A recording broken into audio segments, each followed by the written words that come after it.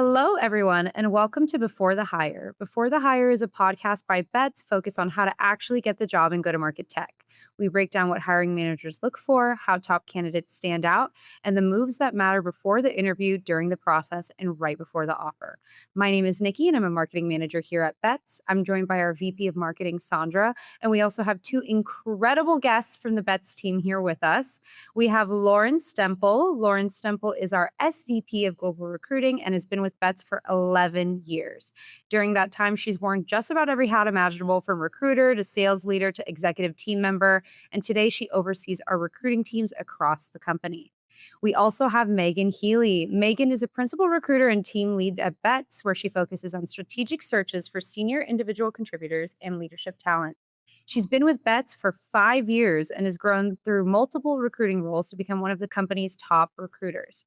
And also, fun fact, I had to throw this in there because I saw you noted it down, Megan. She was a D1 collegiate soccer player. So, quite the resume of the two guests we have here. Thank you both so much for joining us today. Thanks for having us. Yeah, excited to have you on. For all of our regular listeners who caught our last episode with Cassie Zaffanella, executive recruiter on our team, also direct report to Lauren, we spent a lot of time talking about executive hiring and what companies are looking for in senior leadership talent right now. And we got a ton of great feedback from that conversation and a lot of questions about interviewing, particularly for executives who haven't had to look for a job in years. So that's exactly what we're going to be talking about today. But before we get into the nitty gritty, I'd love to hear from both of you about how you got started at Bets and a little bit about your experience in the executive hiring space. Maybe we start with Lauren and then tee it off to Megan. Sure. So, as you said, Nikki, I started actually as a recruiting coordinator. I always wanted to get into sales, the family's in software sales, and I decided recruiting was for me, specifically on the agency side. I really like that it's a very much of a sales environment, but working with some of the top software companies in the world and really being on the forefront of what new technology is, new software, working with these early stage companies. So that's what really excited me at Bets, and then grew my career starting really from the beginning on leadership and executive searches. Anything from, of course, your SDR managers up into CRO searches that I've done. And then now managing the executive team of recruiters as well as all the other recruiting arms at Bets. Incredible. 11 years is a long time. And I have to say, I think that's longer than I've been in my professional career. I graduated college in 2019. Okay, let's not rub that in. Megan was in diapers, probably.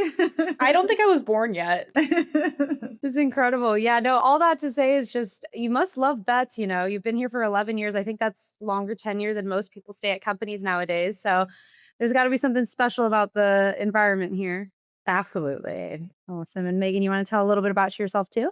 Sure. I similarly started as a recruiting coordinator like Lauren, and I actually started at Bets as a recent grad. So this is my first corporate job ever. Did not even know what SaaS was back then. So I learned really quickly how to interview really, really well to make it through the more senior positions. I started as a recruiting coordinator and I grew into a principal recruiter through a couple of different promotions. And I've worked on literally every type of role that we have: SDRs, AEs, senior AEs, up into VP searches, most recently, this past 2 years. Amazing. Well, we're so happy to have you both on. I'd love to set the stage here for our listeners. I'm sure there are a lot of people listening who are entering the market after a long tenure. So, putting ourselves in their shoes for a second, let's start with executives who've been at the company, let's say the same company for 10 years, and they're considering making a move.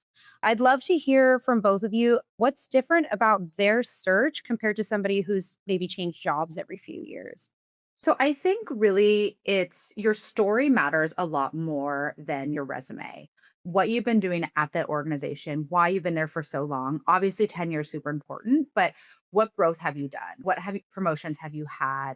Talking about a little bit of kind of where Megan and I started, of where you started, where you are today. So really being able to tell that story is super important. I know people get really hung up on the resumes and needs to look perfect. And especially if you've been there for 10 years, please don't give us 10 pages of your resume. No one wants to see it. I'm sure we can get into that later. But overall, it's really about the story, what you've done at the company and why now.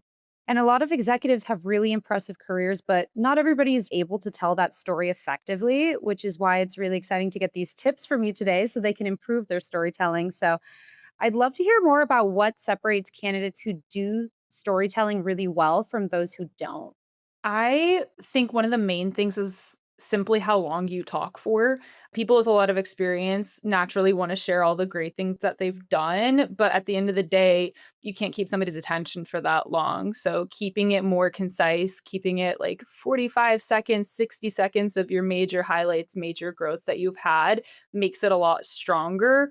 Typically, the people who have more experience have a harder time with that, and it's usually like the number one thing we end up practicing the most. Yeah, the infamous question, tell me about yourself without overwhelming the interviewer. That is definitely a challenge. And I think everybody runs into that for no matter what stage of your career you're in. But specifically for executives, when you have so much experience, how do you trim that down into something that's concise and translatable? Do you guys have a specific method that you recommend for them or any kind of formula that they could follow? I have a super specific method that I give to everybody, even recent grads, VPs of sales, doesn't matter the level. Start 45, 60 seconds max. You really don't have to talk longer than that. Go chronologically, like a little bit about how you got into sales or a little bit about relevant background information for the role. The bulk of it should be your most recent relevant experience. So that's where really paying attention to the job that you're applying for is important. If you're applying for a VP of sales role, you're going to want to talk about your most recent scaling experience, et cetera. Spend the most time there, hit a couple of highlights, a couple of good wins. And I really recommend ending on the future. Ending on why this next company is the best next step for you is the best way to wrap it up. Yep. And that leads to another infamous question, the why are you looking? That's one of the questions that people get a little bit nervous about responding. They don't know how to approach it. And what would you say makes for a great answer to that question? I think keeping it positive. Why now? Talking about the company that they're interviewing for specifically, whether it's one of the top AI companies, really interested in this space, or looking for a new challenge. People love to hear that is, hey, I've really kind of hit my ceiling here. It's time for a new challenge for me and my career. Definitely avoid anything negative in terms of, oh, I want some more compensation. Oh, leadership has changed. Oh, I have burnout, things like that, really showing kind of the positive of why you're looking for yourself and then why this company as well, whatever highlights that they may have. I think that's a great thing to keep in mind for that question. And specifically putting ourselves in the shoes of those executives who have stayed at one company, they've been there a long time, and they want to communicate their growth. I think the issue that they may run into is besides progressing their titles, what are other things that they can focus on, or maybe some of those actionable items that they can mention in that first 45-second intro, besides just, oh, I went from this title to this title? You really have to pay attention to the job that you're applying for to know what to say. If you were applying for an earlier stage startup and they are looking for somebody to scale their sales team from 1 AE to like 10 AEs and looking for some serious ARR growth, that's what you want to highlight in your experience. It just completely depends on the main responsibilities you're going to have in that next role. So I always recommend look back at the job description before you even prepare any of these answers. I'm sure Lauren probably is thinking something similar. Absolutely. Yeah. Some of the examples is if you're starting as the first leader with maybe one salesperson under you or zero, talk about those examples. When I started at X company, there was two people under me, and then I grouped a team of 10 and eventually a team of three leaders where they had 14 people under them. And if you're on the individual contributor front, talking about, like Megan said, what is the vertical or what are the industry that you're applying for? Let's say it's a health tech company and you have your healthcare SaaS experience. Talk about different logos you brought on and maybe expansions of them. The new business. I started the company with the average deal size was about 25K that I was bringing in. And right now, $250,000 is really the average deal size. Working with logos such as Kaiser Permanente, United Healthcare, and expanding some of those relationships. And so kind of using as examples, depending, like Megan said, on the company that you are applying for and interviewing with.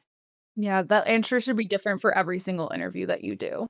It sounds like it's a lot of analysis on the JD and then also the company itself, and really being able to align where you are within the stage of your company and what you built alongside the company that you're interviewing for.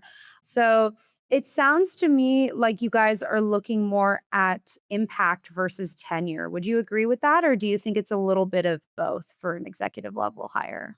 I'd say impact more, but both in terms of tenure does matter. You don't want someone hopping around, especially, it's really hard to make a difference in a year, right? Between quotas and sales cycles and things like that. Really, you're making a difference in a company within a couple years. So that kind of leads me to preparing for the interview. Before we hopped on the call, I obviously asked you guys a few questions just to gauge us for this conversation. And there was a phrase that you guys used that I loved, and it was getting back to the basics. You guys actually both mentioned this phrase. What does this look like for executives? How do they get back to the basics? Back to the basics, I would say there's so many different ways, but it's being short, as we talked about, not being long winded, understanding what the role you're applying for is, what the role is, those kind of basic things, introduction. And then overall, in terms of after the interview, or excuse me, let's start with before the interview is who are you speaking to? Connect with them on LinkedIn. Even send them a note, excited to speak to you shortly. Do your research, making sure you know not only who you're talking to, what the company ICP is, what they do at a high level, and also the little things of back to basics is writing that thank you note. So many people forget to do that. It just goes such a long way and making it individualized. Every thank you note should go to one person and do not copy and paste that thank you note and don't say thanks for your time.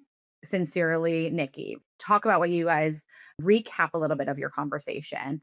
Those really basic things. It's interesting. We need to remind someone who's, like Megan has said, out of college or just out of college, 10, 15, 20 years of experience, really making sure you're doing those small things. Yeah, I completely agree. I think one other thing to touch on is, like Lauren said, of course, you need to do all of your research beforehand, but like the tiniest things, connecting with your interviewer on LinkedIn beforehand, pre-writing out all of the questions that you're going to ask so that way you have them ready to go and making them phrased in a way that highlights the research you've done. Those little things people forget about. Closing your interview, asking if your interviewer has any hesitations or concerns is so important that senior leaders frequently forget to do that because it seems so basic, but actually closing your interview is really important. Lauren said, like sending a thank you note after. I see a lot of senior leaders wanting to send the thank you note at like the end of the day or like the next day, but I would send it immediately after your interview, or the interviewer is going to think you're so urgent and so on top of things. So those tiny little things that people kind of forget about. And something to add to go a little bit deeper is when doing your research, I would say 90% of websites, as you guys know as marketers, has case studies, has whether it's a YouTube or a TikTok or whatever that may be, take the couple minutes and look at them. Make sure to reference them. And then when you are connecting with the hiring manager or whoever you're interviewing with, look at their LinkedIn. What connections do you have? Do you have anyone in common? Have they recently raised some funding? Do a little bit of a deeper dive when it comes to those back to basics as well. Great place to leverage AI now too. A quick AI search can give you all the updates on where their funding's at and any social media posts, any new articles. I definitely think you still need to do deeper research and read the case studies and do it for yourself, but it's a great starting spot. One method that was ingrained within me that I feel like executives may not implement is the STAR method: situation, task, action, results. It's something that's so simple, but it can truly be applied within any interview, no matter what level you're at. And it just really helps you explain your experience concisely and show how you could specifically apply it to the role that you're looking to get. Mhm. It's something that, like you said, recent grads, I usually remind them about and also senior leadership. And it's purely just turning something into a story and giving an actual tangible example, like Lauren was talking about earlier. But really importantly, 45 seconds, 60 seconds max. Not being long winded is so extremely important for STAR method, and it can work for any type of situational question. Tell me about a time you were coachable. Tell me about a time you scaled a sales team, even deal examples. What's a recent deal that you came across can use STAR method for? Yeah, we were joking during the last recording because Cassie told us that she's found marketers tend to be the ones who draw on during their interview responses. And I have to agree, I do think marketers love to talk, but sales leaders do love to talk too. Would you guys say that's true? Who do you think is the most long winded when it comes to these things from your experience? I love you sales leaders, but it's you guys, 100%. You guys talk so long. Yeah, I would say so. I think marketers are definitely up close. I would say the shortest is probably on the engineering side. Yeah. Yeah. Anyone post sales too on the customer success, client success, account management, I would say is a little bit more long winded too, because I think they're just so relationship built that it just comes more naturally. It is an important balance to strike, building those relationships and being very personable, but also being able to just concisely say everything you want to say. So, thinking about the interview itself, I know that at the end, typically you want to ask a few questions. How would you say is the best way people can approach that? Again, a formula, tip, trick, anything to help come up with really strong questions to ask at the end of the interview? I always tell everybody to think about it like it's a disco. I feel like sales leaders and even post sales reps could probably relate to that. If you ask it like a discovery question, that is the best way to do it, where it's more open ended. You get the interviewer talking a little bit more. That's the best method.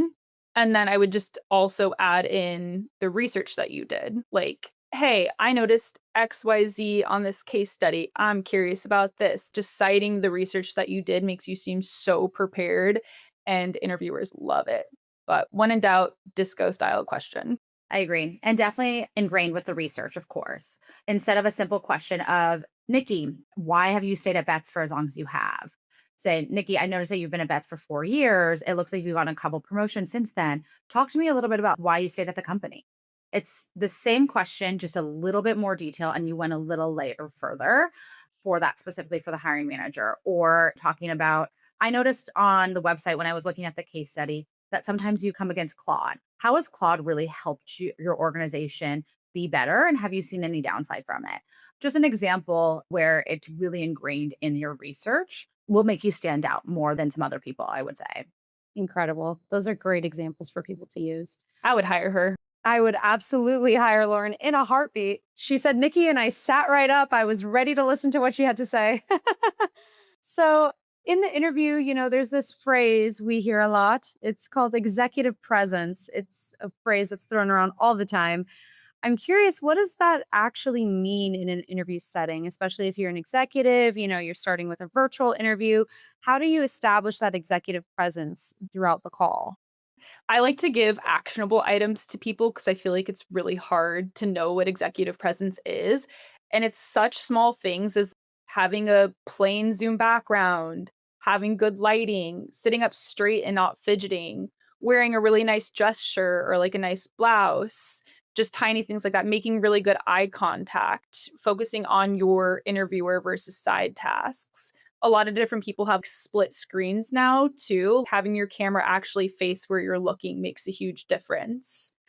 Those are the main things. And then if it's in person, really good eye contact, really good handshakes, just good positive energy, talking a little bit more slowly, having the interviewer talk more than you. That's the main actionable things that I recommend.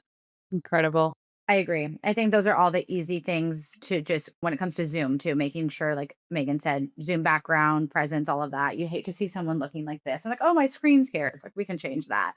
Besides kind of those physical things, it's what we talked about, the executive presence in terms of how you sell yourself. I think there's a fine line of what does confidence mean and making sure your answers, you are confident. It's more about how you say it and how you deliver it than what the message really is. I think that's important. The number one thing I would say is my advice in terms of interviewing or just something to look for that's really hard to teach is the emotional intelligence. I think the EQ and kind of the executive presence really go hand in hand. Who are you speaking to? Sometimes you're talking, if you're maybe overarching example, an internal recruiter. You can be a little bit more casual, really dig in on questions. If you're talking to a CEO who's so busy, you're not going to have them for a lot of time. You need to be a lot more concise. You really need to read the room in terms of who you're speaking to. Are they really fast paced? Do you need to kind of up your answers and kind of match their urgency, match kind of what they're talking about is super important too. Or if someone really wants to get to know you, lean into that. So kind of the EQ reading the room, I think is important too.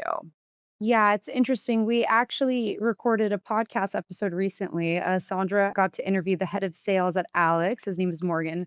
Lovely guy. And he was talking about EQ and the work that he's done to really develop his EQ. And I thought it was really fascinating. He said he's taken different courses and it's something kind of like a muscle that he's really flexing and exercising. And it's interesting to hear you talk about it in the sense of how does that translate just in a 30-minute or a 15-minute interview. EQ can really go a long way. And I think it's something that people tend to underestimate. I agree. And this is very overarching, but it's something that I always say too is having lived in a lot of major big cities, it's when you're talking to a New Yorker, get to that point, match their speed. Sure, Los Angeles, it's a little bit more low key. Have this kind of not necessarily slower conversation, but really understanding who you're speaking to, obviously. And of course, we work with so many different hiring managers from all over the world, and really understanding what you want to get out and matching all of that is super important. Yeah. And I think like if you don't know where to start with active listening. EQ is not always natural to everybody. So to practice it, active listening, don't be thinking about what you're going to say next. Pay attention to your interviewer and how they're speaking and their energy levels and what they're saying to you and really absorb it. Pay attention to their body language. Those little cues are probably how you learn how to read them and then you can respond to it. But you can't be thinking about other things. You can't be thinking about your next answer. You got to really pay attention to what they're saying. So active listening is a good place to start. And on that note, let's say an executive goes into an interview and they bomb it, which is not the outcome we want, but let's say they bomb it. They're feeling really bad. They go home. They're like, oh man, can I recover from this? Is it possible to recover from a bad first impression? Yes, it is. I've seen it happen for sure at the SDR level to the VP level. And honestly, a thank you note is the way that I've seen people recover from it. I've seen people come away from the interview feeling like they absolutely bombed it, or honestly, just not even knowing. Sometimes you don't know how you did in the interview. And if you just write a really strong thank you note that really hits on like why you're excited, why you feel like you're a fit, and actively addressing maybe some of the answers you didn't feel like you did a great job at, or if you feel like the interviewer has a potential objection that you're anticipating, you can call that out in the thank you note. I've seen really, really strong thank you notes revive relationships for offers, actual offers, and also just continued relationships for the future. I agree. I think you can absolutely turn it around. Like Megan said, is talking about calling out what you may have done wrong. Let's say, how have you hired people in the past? And the leader said, oh, I leaned a lot on our internal recruiting teams. The CEO says, oh, well, interesting. We don't have any internal recruiting team. So that might be really hard for you. And so then that person's kind of thinking about it in the thank you note, call out and say, hey, I wanted to give some examples of some people I hired by myself. This is what I did. These were my tactics. And this was my interview process. And attach maybe a document of how you went about interviewing and hiring those people. That's kind of one more concrete example too that can be helpful. It's nice to hear that you can recover from a bad impression because a lot of people who are in the market looking for jobs nowadays, especially with how competitive it is, you go into a situation, you don't perform exactly the way that you want to, and you go back and think, oh, I'm not going to be able to recover from it. But it's nice to hear that you guys have actually seen people recover from it and have it lead to offers. That's incredible. I have one other point on that, if that's okay. I think it's really important because this same thing, this happens at the SDR level up to the VP of sales level. And this goes a lot into the impression you make. It's really important how you interact in the interview process in general, not rescheduling too many times. If you do reschedule, immediately follow up with more availability. No ghosting, no showings. Tech is so small that that will translate from hiring manager to hiring manager. And it does go back to what we were talking about earlier about how the basics can get overlooked. I think when you get to a certain level in your career, the basics just they tend to be out the window and you forget that these are the little details really do make a difference, whether it's your setup, how you attire that you're wearing in the interview, the way that you're communicating, the eye contact, the follow-up note, all those little things. It all ultimately leads to you making that impression and getting people to want to bring you on their team. So, a phrase that we hear a lot in interviews is that you're interviewing the team as much as they're interviewing you. And for executives who are stepping into a market and they haven't been looking for jobs for 10 plus years, there's probably a lot of exciting opportunities that they see out there. How can they tell that a role is a really good fit for them versus something that they're excited about and maybe they have rose tinted lenses on? First and foremost, looking at the leadership team starting there. What has this leadership team done at the company, of course, but what have they done in the past? Signals for success from previous companies is huge. Ex CEO was a previous VP of sales, scaled that team from 5 million ARR to 50 million ARR in 3 years. And now he's the CEO of this company. So he's seen that success. That's someone you want to learn from. How are you going to better your career? And what does that next year, 5 years look like for you? And really looking at that leadership team, all the executives. I don't know how much the VC funding matters. It's more what you do with it. Who have they hired already? And how have those teams performed? Do they have a lot of turnover? Are they having people with strong tenure already at the organization? What does their board look like? How involved is their board? Things like that. But I would say overarching is check out the leadership team. What have they done in the past, as well as what are the goals for the future and the company that they're currently at? Are there any questions that come to mind that they could specifically ask, or some that you recommend that they ask during the interview to get that information? I would always say, what are the goals? Not only the revenue goals of the company, but what are the goals? Are we looking to go public? Are you looking to get acquired? Are you looking for IPO? All the different routes you can go. What does it look like for the organization? What does funding look like currently? The run rate? Are we looking for more funding? Talk to me about the equity. What does that mean for potentially me today as well as future? How are we coming up against competitors? Are we beating them when it comes to clients you have now or when we're in the sales conversations? What does that look like? Are we losing to anyone specific or how are we beating them? And so that little word. No, those are really good. Make sure you don't ask any questions you could easily find online, though. That's true. Yeah, that is true. It's also just, like I said, the goals of the organization. What does it look like today, in a year, 5 years, 10 years plus? Because someone with obviously strong tenure wants to stay at an organization again longer. So making sure those goals align with your goals as well and getting you really excited for that next opportunity. I would absolutely hire you, Lauren, 100% in a heartbeat. Those are all wonderful things to take into consideration and questions to ask. Is there anything from what you listed that you would say is especially attractive to candidates right now? Something that candidates are coming to you and say, I really want companies to have this quality or this funding, et cetera? My candidates lately have been really big on seeing proven leadership that's like had an exit before. That's been one of the more important ones, or at least a good board that kind of has done an exit before of some sort. That's like the number one question I've been getting lately. I agree. I don't think it's necessarily about the funding, how much money they have in the bank or anything like that. It's more about, yes, has a leadership team done this before? What are their plans? More of a kind of a senior leadership team, someone that they can learn from as well. Yeah. Equity has been really important to candidates too lately at the earlier stages and later stages. So learning early on how much of a stake you're going to get is super important. And what does equity mean to the company? Because it can be so many different things. The percentages and the points and all of that can be so unclear, especially for someone with a long 10 years. It's going to be very different. So making sure you're really understanding the value of it.